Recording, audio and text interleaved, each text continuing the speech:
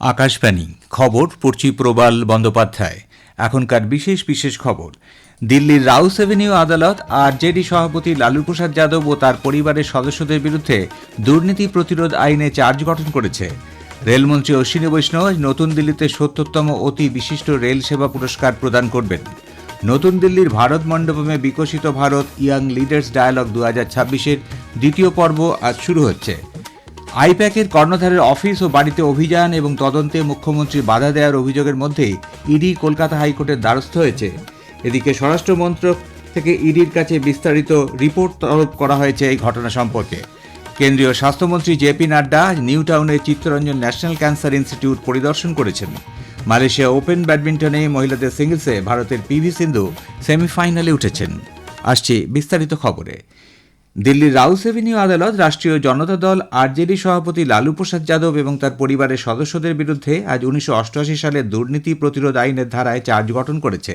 কেন্দ্রীয় তদন্ত সংস্থা সিবিআই দ্বারা রেলওয়ে জমি দুর্নীতি তদন্তে লালু প্রসাদ যাদব ছাড়াও তার স্ত্রী রাবড়ি দেবী, ছেলে তেজস্বী যাদব এবং তেজপ্রতাপ যাদব, মেয়ে মিসা ভারতী এবং হেমা যাদব ও আরও বেশ কয়েকজন অভিযুক্তের নাম উঠে এসেছে।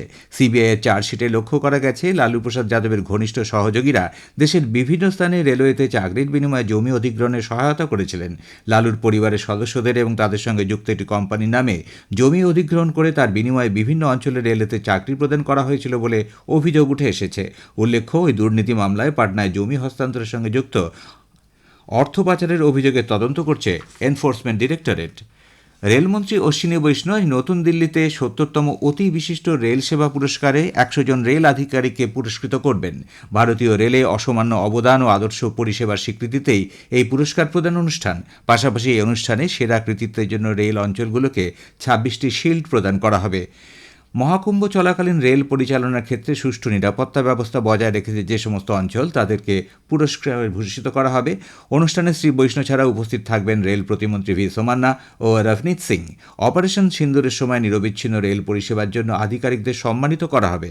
ভারতীয় রেলে সর্বোচ্চ সম্মান এই রেল সেবা পুরস্কার। কেন্দ্রীয় স্বরাষ্ট্রমন্ত্রী অমিত শাহ আজ সন্ধ্যায় দেশের নানা স্থানে মাদকাসক্ত হওয়ার সমস্যার মোকাবিলা করার জন্য জাতীয় স্তরে যৌথ উদ্যোগের পর্যালোচনা সংক্রান্ত নার্কো কোঅর্ডিনেশন সেন্টারের ৯ম বৈঠকে পৌরোহিত্য করবেন।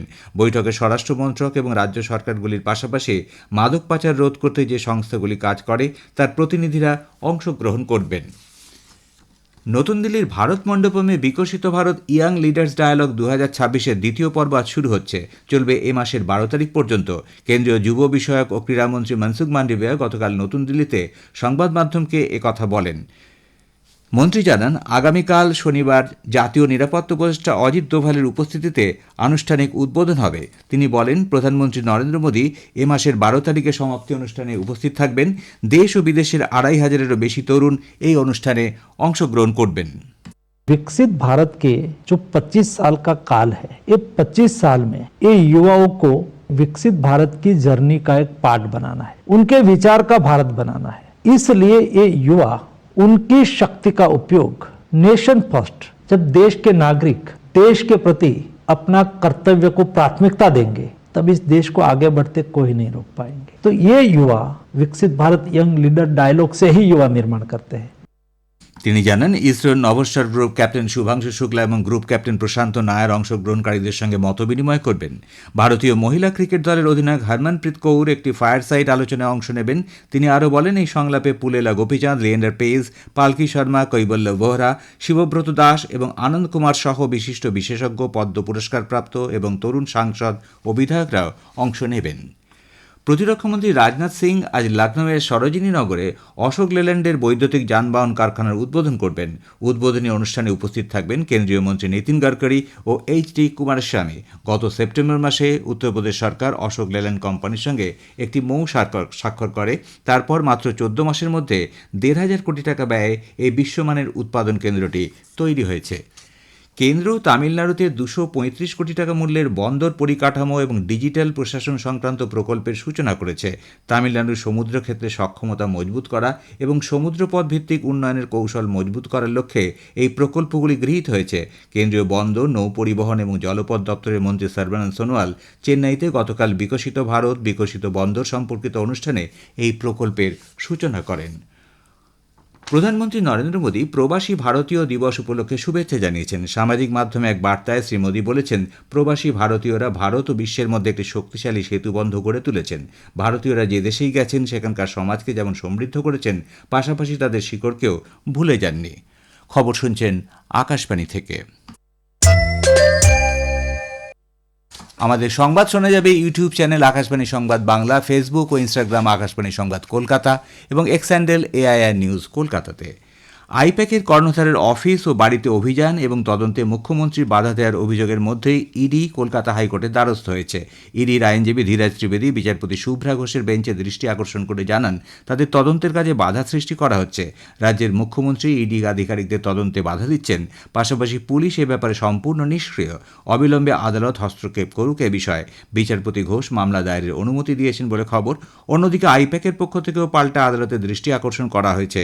তাদের পক্ষ থেকে আইনজীবী সব্যসাচী ব্যানার্জি ও অয়ন ভট্টাচার্য বিচারপতি শুভ্রা ঘোষের বেঞ্চের দৃষ্টি আকর্ষণ করে জানিয়েছেন, তাদের সমস্ত ফাইলপত্র হাতিয়ে নেওয়ার চেষ্টা করা হচ্ছে। অবিলম্বে ইডি এই তল্লাশির উপর স্থগিতাদেশ দেওয়া হোক। দুটি আবেদনের আজ শুনানি হতে পারে বলে সূত্রের খবর। অন্যদিকে গতকাল ইডির তল্লাশির ঘটনায় রাজ্য সরকার শেক্সপিয়ার সরণি থানায় অভিযোগ দায়ের করেছে। পুলিশের তরফেও পৃথক একটি অভিযোগ দায়ের করা হয়েছে। ইতিমধ্যে স্বরাষ্ট্রমন্ত্রক থেকে ইডির কাছে বিস্তারিত রিপোর্ট তলব করা হয়েছে। এদিকে ইডির তল্লাশির প্রতিবাদে তৃণমূল কংগ্রেস নেত্রী মমতা ব্যানার্জি আজ দুপুরে যাদবপুর থেকে হাজিরা পর্যন্ত পদযাত্রা সম্পর্কে মন্তব্য করতে গিয়ে বিজেপির রাজ্য সভাপতি শ্রমিক ভট্টাচার্য বলেছেন, মুখ্যমন্ত্রী যে কোনো মিছিলেই অংশ নিতে পারেন, কিন্তু গতকালের ঘটনায় তিনি তার সাংবিধানিক পদমর্যাদাকে ক্ষুণ্ণ করেছেন। এইডবি থেকে শ্যামবাজার, টালা থেকে টালিগঞ্জ, মুখ্যমন্ত্রী যে কোনো মিছিলই করতে পারেন। মিছিলে নামার অধিকার তার আছে, কিন্তু কাল গোটা রাজ্যবাসী এবং গোটা দেশ দেখেছে যে একজন রাজ্যের মুখ্যমন্ত্রী কোথায় নেমে যেতে পারেন। মুখ্যমন্ত্রী নিজেই নিজেকে খুন করলেন। সংবিধানের শপথ নেওয়া কোনো মুখ্যমন্ত্রীর থেকে কোনো সমাজ, কোনো সংবিধান, কোনো দেশ এই আচরণ প্রত্যাশা করে না। তৃণমূল কংগ্রেস দুর্নীতিতে সমর্থক, সম্পৃক্ত। মুখ্যমন্ত্রী গতকাল সেটা প্রমাণ করে দিয়েছেন। ইডির তল্লাশির প্রতিবাদে আজ দিল্লিতে কেন্দ্রীয় স্বরাষ্ট্র মন্ত্রকের সামনে তৃণমূল কংগ্রেসের কয়েকজন সাংসদ বিক্ষোভ দেখাতে গেলে সাময়িক উত্তেজনা ছড়ায়। তৃণমূল কংগ্রেসের সাংসদ ডেরেক ওব্রায়ান, মহুয়া মৈত্র, সাকেত গোখলে, প্রতিমা মণ্ডল সহ কয়েকজনকে পুলিশ দ্রুত সেখান থেকে সরিয়ে দেয়। রাজ্যপাল সিভি আনন্দ বোসকে হত্যার হুমকির প্রেক্ষিতে রাজ্য রাজনীতিতে চাঞ্চল্য সৃষ্টি হয়েছে। লোকভবন সূত্রে এক বিবৃতিতে জানানো হয়েছে, উইল ব্লাস্ট দ্য গভর্নর বলে একটা মেইল রাজ্যপাল দপ্তরে এসে পৌঁছয়। তারপরে নিরাপত্তা বাহিনী রাজ্যপালের সুরক্ষায় যাবতীয় ব্যবস্থা গ্রহণ করার জন্য তৎপর হয়ে ওঠে। মধ্যরাতে রাজ্যপালের নিরাপত্তার সঙ্গে যুক্ত কর্মীরা কলকাতা পুলিশ এবং সিআরপিএফের সঙ্গে যৌথভাবে নিরাপত্তার সব দিক খতিয়ে দেখেন। উল্লেখ্য, রাজ্যপাল Z+ ক্যাটাগরি নিরাপত্তা পান। এদিকে রাজ্যপাল একটা সিভি আনন্দ বোস জানিয়েছেন, আজ তিনি নিরাপত্তা ছাড়াই কলকাতার রাস্তায় হাঁটবেন। পরিযায়ী শ্রমিক ও প্রবাসী ভোটারদের জন্য SIR এর শুনানি প্রক্রিয়া বিশেষ ছাড় দেওয়ার কথা যে ঘোষণা নির্বাচন কমিশন করেছে, বিজেপি তাকে স্বাগত জানিয়েছে। রাজ্যের বিরোধী দলনেতা শুভেন্দু অধিকারী সোশ্যাল মিডিয়া এক বার্তায় বলেন, এর ফলে বর্তমানে রাজ্যের বাইরে থাকা ভোটাররা শুনানিতে উপস্থিত হওয়া থেকে ছাড় পাবেন। তাদের প্রতিনিধি হিসেবে পরিবারের লোকেরা প্রয়োজনীয় নথিপত্র নিয়ে শুনানিতে অংশ নিতে পারবেন। কেন্দ্রীয় স্বাস্থ্যমন্ত্রী জগৎ প্রকাশ নাড্ডা নিউটাউনে চিত্তরঞ্জন ন্যাশনাল ক্যান্সার ইনস্টিটিউট পরিদর্শনে আসেন। সেখানে এসে তিনি প্রথমে দেশবন্ধু চিত্তরঞ্জনের মূর্তিতে ফুল দিয়ে শ্রদ্ধা জ্ঞাপন করেন। এরপর সমগ্র হাসপাতাল পরিদর্শন করেন এবং সেখানে হাসপাতালের কর্মী ও চিকিৎসকরা চিকিৎসা করতে আসা রোগীদের সঙ্গে কথা বলেন। এরপর হাসপাতালের চিকিৎসকের সঙ্গে তিনি বৈঠক করছেন।